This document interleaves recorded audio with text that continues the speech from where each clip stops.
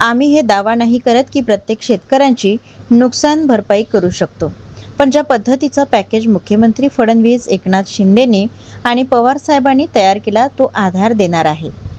रब्बीची पिकं शेतकऱ्यांना घेता येईल, रब्बीचा पीक घेऊन पुढचा संसार चालेल या पद्धतीची व्यवस्था फडणवीस सरकारने केली आहे। मराठवाड्यातील शेतकऱ्यांवर आलेल्या संकटाच्या पार्श्वभूमीवर विरोधी पक्षाच्या वतीने काळी दिवाळी साजरी करण्यात आली, तर नाना पटोले यांनी देखील फटाके न फोडता काळी दिवाळी साजरी केली। यावर बावनकुळे बोलत होते। शेतकऱ्यांना 32,000 कोटी रुपये देणारं पहिलं सरकार। यापूर्वी नाना पटोलेजी, विजय वडेट्टीवार दाखवून द्यावं महाराष्ट्राच्या स्थापनेपासून की 32,000 कोटी रुपये कधीतरी एखाद्या पॅकेजमध्ये मिळाले।